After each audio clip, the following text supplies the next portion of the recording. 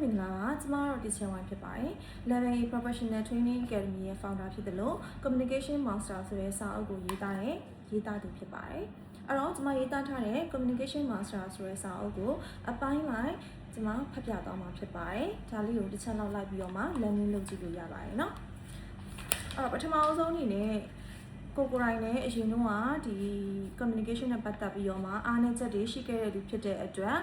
ဒီအမှားစာလေးကိုကျွန်မထဲမှာထည့်ရေးထားတယ်ပေါ့နော်အဲ့တော့အမှားစာလေးကိုကျွန်မဖတ်ပြကြည့်ပါမယ်ဒီစာအုပ်ကအောင်မြင်ရေးစာအုပ်မဟုတ်ပါဘူးချစ်ရေးချစ်ရအကြောင်းတွေကိုဖော်ကျူးမဲ့စာအုပ်လည်းမဟုတ်ပါဘူးပြောဆိုဆက်ဆံရေးမှာအရင်ကြီးကောင်းမွန်နေသူတူရေးသားထားတဲ့စာအုပ်လိုလည်းကျွန်မမဆိုလိုပါဘူးတင်ကြရတော့ဒီစာအုပ်ကမိသားစုကြားမှာချစ်သူရေးစားရေးကြားမှာတငယ်ချင်းမိတ်ဆွေရေးကြားမှာဖြစ်ပေါ်လေးရှိတဲ့အမှတ်တမဲ့တတိမချားမိပဲနဲ့ဖြစ်ပေါ်လာနိုင်တဲ့ဆက်ဆံရေးနည်းလမ်းအမှားလေးတွေကိုထောက်ပြလမ်းညွှန်ထားတာဖြစ်လို့ပုံမကောင်းမွန်တဲ့ဆက်ဆံရေးတွေရရှိလာနိုင်စေဖို့အထောက်အကူပေးနိုင်မှုကိုမျှော်လင့်ပါတယ်ပထမဆုံးစာရေးသူကျမကိုကျမမိတ်ဆက်ချင်ပါတယ်ကျမကတော့ Teacher ဝိုင်းမှာနာမည်အရင်းကတော့ခိုင်လဲဝေပါရှင်Level A Professional Training Academy သင်တန်းကျောင်းရဲ့ founder တူလည်းဖြစ်ပါတယ်။ကျွန်မသင်တန်းကျောင်းကနေ communication နဲ့ပတ်သက်တဲ့ပညာရပ်တွေကိုသင်ကြားပို့ချခဲ့တာအခုဆိုရင်ကျောင်းသားပေါင်းတောင်းချီလေ့လာသင်ယူခဲ့ပြီးဖြစ်ပါတယ်။အခုခါသင်တန်းသူတချို့ရဲ့တောင်းဆိုမှုကြောင့်ဒီ communication master ဆိုတဲ့ပညာစာအုပ်ကိုပြောဆိုဆက်ဆံရေးပညာစာအုပ်ကိုရေးသားထုတ်ဝေနိုင်ခဲ့ပြီပဲဖြစ်ပါတယ် Communication Master ပြောဆိုဆက်ဆံရေးပညာကိုလူသားတိုင်းလေ့လာသင်ပါတယ်။ဘာကြောင့်လဲဆိုရင်ကျမတို့ရဲ့နေ့စဉ်ဘဝမှာဆက်ဆံရေးတွေတင်ပြချက်တွေပြောဆိုမှုတွေနဲ့အမြဲထိတွေ့နေရတဲ့အတွက်ဘယ်လိုနေရာမျိုးမှာဘယ်လိုသတိထားပြောဆိုဆက်ဆံရမလဲဆိုတဲ့အကြောင်းအရာတွေကိုတော့ကြိုတင်သိထားဖို့လိုပါတယ်။လူတိုင်းက social ကြနေခြင်းကြပါတယ်ဆက်ဆံရေးကောင်းတဲ့ဘဝကိုပျော့ပျော့ရွှင်ရွှင်ဖြတ်တန်းကျင်ကြပါတယ်ပြောဆိုဆက်ဆံရေးပညာကိုကျမသင်တန်းကျောင်းမှာလာရောက်လေ့လာသူတွေကဒီအချက်တွေကြောင့်ပဲလာရောက်လေ့လာကြတာဖြစ်ပါတယ်ဒါပေမဲ့တချို့ဆိုရင်လေ့လာဖြစ်လိုက်တဲ့အဆင့်ထိအောင်မရောက်ခဲ့ကြပါဘူး။ဘာလို့လဲဆိုတော့ပြောဆိုဆက်ဆံရေးလာရောက်လေ့လာသူတွေဟာအပြောမတက်တော့ကျမတင်တဲ့ကြောင့် page admin တွေပြန်တဲ့စာကို reply ကြာလို့ကဲ့သို့သောအကြောင်းပြချက်တစ်ခုမှတစ်ခုကြောင့်နဲ့စိတ်တိုင်းမကြပဲရန်လုံပြီးတော့ပြန်သွားကြတဲ့သူများလည်းရှိပါတယ်။လူအနည်းစုလောက်ပါပဲကဲသူတို့ပြောဆိုဆက်ဆံရေးကိုမတက်လို့လာတင်ပါတယ်ဆိုလာတင်တဲ့နေရာထိစိတ်ရှည်နဲ့မဆောက်နိုင်မဲနဲ့မပြောတတ်မဆိုတတ်တွေပုဂ္ဂလန့်တွေပြောဆိုပြီးပြန်သွားကြလေရဲ့ဘယ်လိုလုပ်ကြမလဲရှင်ကျမငယ်ငယ်ကမပြောတတ်မဆိုတတ်သူတယောက်ပါဘယ်လိုမပြောတတ်တာလဲဆိုရင်နှုတ်ဝင်ချိုအောင်မပြောတတ်တာတက္ကသိုလ်တက်တုန်းကဆိုရင်ကျမပေါင်းတဲ့တငယ်ချင်းတယောက်ပဲရှိပါတယ်ငငယ်ကတော့ကျမဟာခြေနိုင်ပါတယ်ပေါ့မော်ကြားခဲ့ပြီးပေမဲ့တကယ်အဲ့ဒီတငယ်ချင်းတယောက်နဲ့စကားများမခေါ်ရန်ဖြစ်ကြတဲ့အခါမှာကျမအထီးကျန်သွားတယ်ကျမဘေးမှာမိတ်ဆွေစစ်တွေရှိမနေတော့ဘူးတိုင်မင်ဘက်လည်းရှိမနေတော့ဘူးဆက်ဆံရေးမကောင်းသူတယောက်ဟာဒီလိုပဲအထီးကျန်ရတတ်ပါတယ်အခုခါမှာတော့ကျမဟာဘယ်လိုအချိန်မှာဘယ်လိုဝေးဝိုက်ပြောရမလဲဘယ်လိုအချိန်မှာကျမထေတိုးပြောရင်တော့ကျမလိုချင်တာကိုရနိုင်မယ်ကျမခံမှန်းတက်လာပါပြီကျမဟာပြောဆိုဆက်ဆံရေးအားကောင်းသူလို့မဆိုလိုပါဘူးကျမဟာပြောဆိုဆက်ဆံရေးပညာအကြောင်းကိုသိရှိသူပါကျမရဲ့သိရှိထားမှုတွေကိုဒီကအစာဖတ်ပရိသတ်တွေကိုမျှဝေပေးကြပါတယ်ဘဝတစ်လျှောက်ဖြတ်တန်းရမှာအနည်းငယ်လောက်ပုံမအဆင်ပြေသွားတယ်ဆိုရင်ပဲကျင့်တတ်ပါတယ်ဒီပညာရပ်တွေကိုသိရှိလေ့လာခဲ့ရတဲ့အဖက်ဖက်ကသင်စရာမြင်စရာကြားစရာများအားလုံးကိုလည်းဒီနေရာကနေဂါရဝပြုလိုက်ပါတယ်ရှင်ဆရာတို့ဆရာမတို့ကျေးဇူးနဲ့ဆရာတို့ဆရာမတို့စာအုပ်ထုတ်မဖြန့်ဝေဖြစ်ခဲ့တဲ့ဒီပြောဆိုဆက်ဆံရေးပညာ Communication Master ပညာရပ်ကိုပြန်လည်ရေးသားထုတ်ဝေခဲ့ကြတဲ့အတွက်လည်းလွန်စွာဂုဏ်ယူဝမ်းမြောက်မိသလိုသင်စရာမြင်စရာကြားစရာများအားလုံးရဲ့ကျေးဇူးတရားကိုလည်းအမြဲတမ်းနေမှာဖြစ်ကြောင်းဒီနေရာကနေခရီးပေးပြောကြားလိုပါတယ်ရှင်ဒီစာအုပ်ကိုအပိုင်း9ပိုင်းအနေနဲ့လေ့လာမှာဖြစ်ပါတယ်။အပိုင်း1မှာတော့ပြောဆိုဆက်ဆံရေးနဲ့ပတ်သက်တဲ့ဖြစ်စဉ်နဲ့ဆောင်ရန်ရှောင်ရန်များသတိပြုရန်တွေကိုလေ့လာသိရှိရမှာဖြစ်လို့တစုံတစ်ယောက်နဲ့ပြောဆိုဆက်ဆံတဲ့အခါအဓိကလိုအပ်ချက်တွေကိုသိရှိသွားမှာပဲဖြစ်ပါတယ်။အပိုင်း2မှာတော့ပြောဆိုဆက်ဆံရေးနဲ့ပတ်သက်ပြီးတော့မှအသုံးပြုရမယ့်နည်းလမ်းတွေနဲ့လေသံတွေအကြောင်းကိုဥပမာတွေနဲ့ရှင်းတွဲလေ့လာရမှာဖြစ်ပါတယ်။အပိုင်း3မှာတော့စကားလုံးတွေကိုအသုံးမပြုဘဲနဲ့အထီးရောက်ဆုံးဆက်သွယ်ပြောဆိုခြင်းနည်းလမ်းတွေအပြင်ဘယ်လိုအမူအရာတွေကိုဘယ်လိုအဓိပ္ပာယ်ဆိုတဲ့မှန်စအကဲခတ်တတ်စေဖို့လေ့လာထားရမှာဖြစ်ပါတယ်။အပိုင်း4မှာဆိုရင်တော့ communication အမျိုးအစားများကိုလေ့လာရမှာဖြစ်ပြီးတော့မှတစ်ဖက်သားရဲ့အရေးအကဲကိုခံမှန်းတတ်စေဖို့ interpersonal skill ကိုအကြောင်းကိုလေ့လာရမှာဖြစ်ပါတယ်။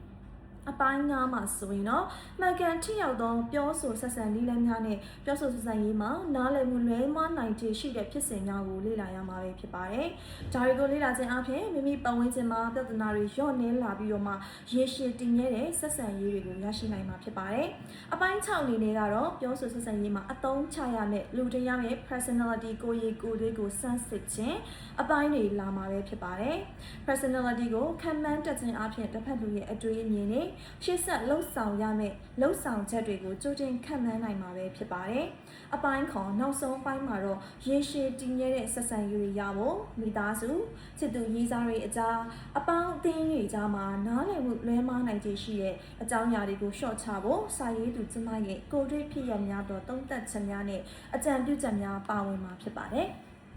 ဒီစာအုပ်ကဆိုရင်ပြောဆိုဆက်ဆံရေးအားနည်းသူတွေ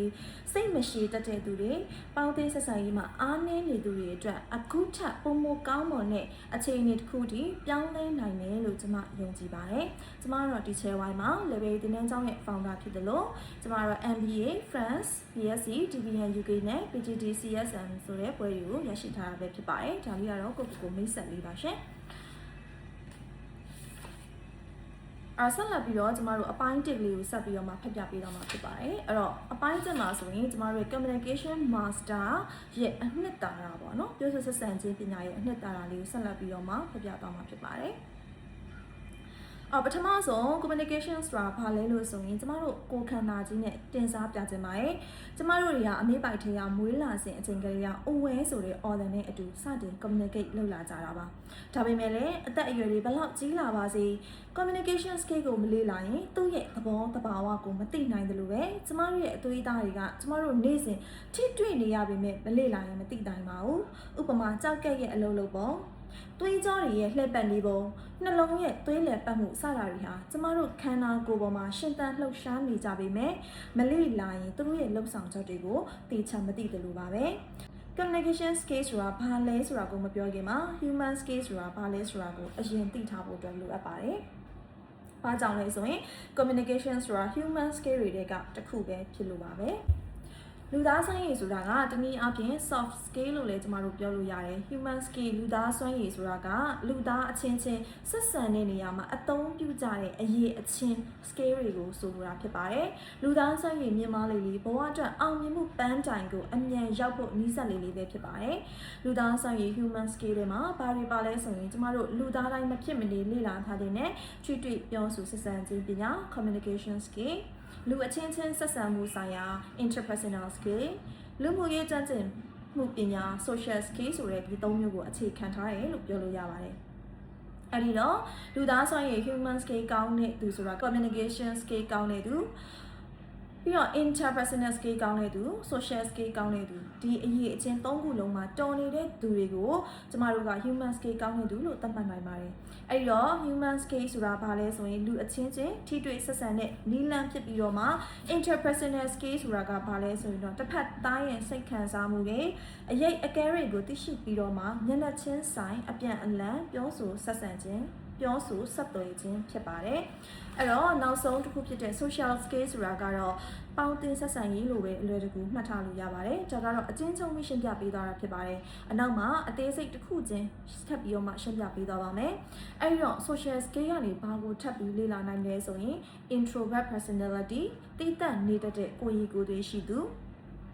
extrovert personality ဝင်ပွင့်ရှင်းရှင်းနေတတ်တဲ့ကိုယ်ရည်ကိုယ်သွေးရှိသူဆိုပြီးတော့မှထပ်မံလေ့လာရပါအောင်မယ်။အဲ့တော့ introvert personality နဲ့ extrovert personality လေ့လာပြီးပြီဆိုရင်တော့ဒီအရည်အသွေးနှစ်ခုကိုပေါင်းစပ်တည်ရှိနေတဲ့ ambivert personality နဲ့ omnivert personality အကြောင်းတွေကိုထပ်ဆင့်လေ့လာအောင်မှာပဲဖြစ်ပါတယ်။အဲ့ဒီတော့ကျမတို့တွေက communication skill ကိုလေ့လာတော့မယ်ဆိုရင်ခြံထားခဲ့လို့မရတဲ့ human skill လူသားစွမ်းရည်အောက်ကအရည်အချင်းခွဲတွေကိုလည်းမဖြစ်မနေလေ့လာရမှာပဲဖြစ်ပါတယ်။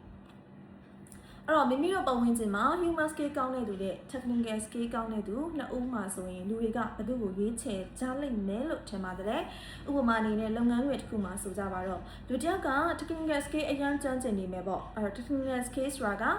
မိမိရဲ့ professional လုပ်နေတဲ့အလုပ်မှာကျွမ်းကျင်တာလောက်ကင်နိုင်သူကိုဆိုလိုပါတယ်ဥပမာအနေနဲ့ technical skill ကျွမ်းကျင်တယ်ဆိုတာ designer တယောက်က design ဘိုင်းမှာကျွမ်းကျင်တယ်လို့စရင်းကင်တယောက်ကစရင်းကင်ကျွမ်းကျင်တယ်လို့ပေါ့နော် human skill ကျွမ်းကျင်တယ်ဆိုတာကတော့လူတယောက်မှာရှိတဲ့ရှိထိုက်တဲ့ကိုယ်ရွေကိုယ်သွေးတွေရှိပြီးတော့မှမိမိဘေးကလူကိုပျော်ရွှင်စေနိုင်တဲ့အစွမ်းတွေရှိပါတယ်။ဘာကြောင့်လဲဆိုရင် human skill လူသားစွမ်းရည်ကောင်းတဲ့သူတွေကတစ်ဖက်သားရဲ့အရေးအခြေကိုကောင်းစွာအကဲခတ်နိုင်ပြီးတော့မှမှန်ကန်တဲ့တုံ့ပြန်ချက်ကိုပြန်လည်တုံ့ပြန်နိုင်ကြပါတယ်။ human skill လူသားစွမ်းရည်ကောင်းပြီဆိုရင်အဲ့ဒီလူအနားမှာရှိရင်ကိုသူ့ဘေးနားကလူကပျော်နေတတ်တာမျိုးတစ်ဖက်သားရဲ့လိုအပ်ချက်ကိုသိပြီးတော့မှမိမိရဲ့ဘလို့စကားမျိုးဘလို့အမူအရာမျိုးဘလို့အရေးချင်းမျိုးတွေကိုတစ်ဖက်လူကလိုချင်တယ်လဲဆိုတာကိုအကဲခတ်နိုင်ပါသေးတယ်။အဲ့တော့လုပ်ငန်းခွင်တစ်ခုမှာ technical skill ကောင်းတဲ့သူနဲ့ human skill ကောင်းတဲ့သူနှစ်ယောက်ရှင်းလာပြီဆိုရင်တော့ human skill လူသားစွမ်းရည်ကောင်းတဲ့သူကိုပဲလူအများစုကရွေးချယ်တတ်ကြပါတယ်။ဘာကြောင့်လဲဆိုရင်တော့ technical skill ကောင်းတဲ့သူငွေကြေးလာစားပြီးအများကြီးပေးပြီးကမ်းလိုက်ရင်ရှာဖွေဖို့လွယ်ကူပေမဲ့မိမိအနားမှာမိမိအလုပ်ကိုသိပြီးတော့မှမိမိစိတ်ကိုပျော်ရွှင်စေမဲ့ human skill ကောင်းတဲ့သူတယောက်ကိုတွေးဖို့ခက်ခဲလို့ပါပဲ။လုပ်ငန်းခွင်ထဲမှာအများဆုံးကြားဖို့ကြပါလိမ့်မယ်။အလုပ်လုပ်တော့ငါကပေါ်လို့ရတယ်။ယာတို့တိုးတော့သူကတိုးသွားတယ်။ငါလောက်လေအလုပ်မှာမတော်ဘဲနဲ့ဆိုတဲ့စကားမျိုးတွေပေါ့နော်။တကယ်တော့လိုအပ်နေတာက human skill ထပ်ဖြည့်ဖို့လိုအပ်နေရပါ။ဘယ်အလုပ်မှာဘလောက်ပဲကျွမ်းကျင်နေပါစေလူတယောက်မှာလိုအပ်တဲ့ကိုယ်ရည်ကိုယ်တွေးရှိနေဘူးဆိုရင်တော့ထင်သလားခရီးပေါက်မှာမဟုတ်ပါဘူး။အဲ့တော့ technical skill ကိုလေ့လာမယ်ဆိုရင် human skill ကိုလည်းပြစ်ပယ်ထားလို့မရပါဘူး။နှစ်ခုစလုံးကိုမဖြစ်မနေလေ့လာဖို့အတွက်လိုအပ်ပါတယ်။အဲ့တော့ဒီနေ့ကျွန်မဖတ်ပြသွားတာတော့ဒါ communication skill ရဲ့အစာပိုင်းကျမတို့ communication master ရဲ့အနှစ်သာရပြောဆိုဆက်ဆံရေးပညာရဲ့အနှစ်သာရရဲ့လူသားစွမ်းရည်ဆိုတာဘာလဲဆိုတဲ့အကြောင်းကိုကျမတို့လေ့လာမှာဖြစ်ပါတယ်။ကျမခုနဖတ်ပြသွားတဲ့အချိန်မှာကျမတို့ရဲ့ခန္ဓာကိုယ်ကြီးနဲ့တင်စားပြထားတာရှိပါတယ်။ကျမတို့ငငယ်တွေကမိပိုက်ထက်ကနေမျိုးဖွာလာခဲ့တယ်ဒီခန္ဓာကိုယ်ကြီးကျမတို့စီမှာရှိတယ်။ဒါပေမဲ့ဒီခန္ဓာကိုယ်တဲကအစိတ်အပိုင်းတစ်ခုချင်းစီရဲ့အလုံးလုံးပုံတွေအသက်ရဲ့အလုံးပုံနှလုံးရဲ့အလုံးလုံးပုံတွေကိုမလေ့လာရင်မသိသလိုပါပဲတဲ့ communication ဆိုတာကလည်းငငယ်တွေကကျမတို့တယောက်နဲ့တယောက်ထိတွေ့ပြောဆိုဆက်ဆံနေကြပေမဲ့တေချာမလေ့လာရင်သူ့ရဲ့သဘောတဘာဝတွေကိုတဲ့မသိနိုင်ပါဘူးဆိုတဲ့ဟာလေသူကခန္ဓာကိုယ်နဲ့တင်စားပြထားတာပဲဖြစ်ပါတယ်เนาะပြီးတော့ဆိုရင်ကျမတို့ communication master ရဲ့နောက်တစ်ပိုင်းကကျမတို့ human skill ပေါ့เนาะဒီ communication တွေကလေ့လာမယ်ဆိုရင် human skill ကိုလေ့လာရမယ်အဲဒီ human skill တဲ့မှာဆိုရင်ကျမတို့ဘာတွေပါမလဲဆိုရင် communication skill ပါတယ်တဲ့ interpersonal skill ပါတယ် social skill ပါတယ်ဆိုပြီးတော့သုံးခုပြန်ပြီးတော့မှခွဲသွားပေးတာဖြစ်တယ်ပေါ့နော်အဲဒီတစ်ခုချင်းစီကိုမှကျမတို့ကအနောက်မှာအသေးစိတ်ပြန်ပြီးတော့မှရှင်းပြပေးသွားမှာဖြစ်တယ်ပေါ့နော်အဲ့တော့လုပ်ငန်းခွင်ထဲမှာမိမိတို့ရဲ့လုပ်ငန်းခွင်ထဲမှာကိုကလုပ်ငန်းကျွမ်းကျင်သူဖြစ်တယ်ဒါပေမဲ့ဘာကြောင့်မို့အနောက်မှာပဲအမြဲတမ်းကြံနေခဲ့တာလဲဆိုရင်ကျမတို့မှာလိုအပ်နေတာဒီ communication skill ထပ်ပေါင်းမှုလိုအပ်နေတာပါဘယ်လောက်ပဲကိုယ့်ရဲ့လုပ်ငန်းမှာ professional ကျွမ်းကျင်ပြီးဖြစ်စီကျမတို့ရဲ့ပြောဆိုဆက်ဆံခြင်းပညာမှာအားနည်းချက်ရှိနေရဆိုရင်ကျမတို့ပြောဆိုဆက်ဆံခြင်းပညာအားတာတဲ့သူနဲ့တွားပြီးရှင်းလိုက်တဲ့အခါမှာကျမတို့ကြံခဲ့မှာပါအဲ့တော့ဒီနေရာမှာကိုကစ조사ပါလျက်နဲ့နေရာတစ်ခုကိုမရောက်လာဘူးလို့ခံစားနေရတယ်ဆိုရင်တော့ကျမတို့ communication skill ကိုလေ့လာဖို့လိုပါတယ်အဲ့တော့ပြောချင်တာဒီစာအုပ်ဒီအောင်မြင်ရေးစာအုပ်မဟုတ်ပါဘူးကျမလည်းအောင်မြင်ရေးစာကြီးပြောနေတာမဟုတ်ပါဘူးအဓိကပြောဆိုဆက်ဆံခြင်းပညာ communication master ဆိုတဲ့ဟာကိုပဲပြောပြသွားတာဖြစ်တယ်အဲ့တော့လုပ်ငန်းခွင်ထဲမှာမိမိကနော်မိမိကိုဦးစားပေးဖို့နောက်ပြီးလို့ရှိရင်ကိုပြောတဲ့စကားတွေအရာရောက်ဖို့အထက်သူကြီးကကိုနဲ့ပေါင်းသင်းဆက်ဆံရေးတွေကောင်းဖို့လက်အောက်ငယ်သားကိုလည်းကိုကကောင်း control လုပ်နိုင်ဖို့ဆိုတာပြောဆိုဆက်ဆံခြင်းပညာပေါ်မှာအများကြီးတက်ရောက်ပါတယ်အဲ့တော့ဘလောက်ပဲတော်ရည်သူဖြစ်ပါစေ boss တွေမိမိရဲ့ပတ်ဝန်းကျင်ကလူတွေဒီကိုယ်ကိုပျော်ရွှင်စေတဲ့လူကိုပဲအနားမှာထားချင်တာဖြစ်ပါတယ်။ဒါကြောင့်မို့ကျမတို့ဒီသူတစ်ပတ်သားရဲ့အရေးအခြေကိုသိပြီးတော့မှဘယ်လို communicate လုပ်မှာလဲဆိုတော့ communication master အပိုင်းတွေကိုလည်းကျမတို့ကလေ့လာထားဖို့အတွက်လိုအပ်ပါတယ်။မဖြစ်မနေကိုလိုအပ်ပါတယ်။တော်တော်များများဒီပြောကြတယ်ငါလူကြီးပဲငါလုပ်ငန်းခွင်ထဲမှာ executive level attach ရှိတယ်။အဲ့တော့ငါဒါတွေလေ့လာဖို့မလိုအပ်ပါဘူး။ No company တွေမှာကျမတို့ corporate training တွေတွားပေးတဲ့အခါမျိုးမှာဆိုလို့ရှိရင်လည်းလူကြီးတွေကများသောအားဖြင့်ကျမတို့ဝင်ရောက်ပြီးတော့မှလေ့လာကြတာများပါတယ်တချို့ကလူကြီးဆိုတဲ့ခုံနဲ့ဝင်ပြီးတော့မလေ့လာဘူးပေါ့နော်အဲ့တော့ဘာဖြစ်လဲဆိုလို့ရှိရင်ကိုယ်တိုင် တခြားဝန်ထမ်းတွေကိုပြန်လည်ပြောပြနိုင်တဲ့အစွမ်းမရှိဘူးပြန်လည် control လုပ်နိုင်တဲ့ skills တွေမှာနည်းနည်းရောကြမှုရှိတယ်အဓိက communication ဆိုတဲ့အချက်ဒီခန္ဓာကိုယ်ကဲ့သို့ပဲကိုယ်တိုင်လေ့လာရပါမယ်ဘလောက်ပဲပြောနေဖြစ်သူ့ရဲ့ process တွေကလေအစင်လိုက်ကိုရှိပြီးသားဖြစ်တယ်ပေါ့နော်ဘလို့ဆိုတော့သူ့ရဲ့ဖြစ်စဉ်လေးတွေကိုလေကျမတို့ကလေ့လာထားမယ်ဆိုလို့ရှိရင်เนาะမိမိရဲ့လုပ်ငန်းဝင်မှာဖြစ်စေမိမိကအထက်သူကြီးဖြစ်စေလက်အောက်ငယ်သားဖြစ်စေမိသားစုတွင်မှာဖြစ်စေတကယ်ချင်းပေါက်တင်ထဲမှာဖြစ်စေကျမတို့ communication skill တိုးတက်ပြီးတော့မှအဆင်ပြေအောင်နေကြမှာဖြစ်ပါတယ်အဲ့တော့ဒါလေးကတော့ကျမအပိုင်း1အနေနဲ့တင်ဆက်ပေးရဖြစ်ပါတယ်နောက်ထပ်အပိုင်းတွေမှာကျမနဲ့အတူပြန်လည်တွေ့ပါအောင်မယ်ရှင်ကျေးဇူးများတင်ပါတယ်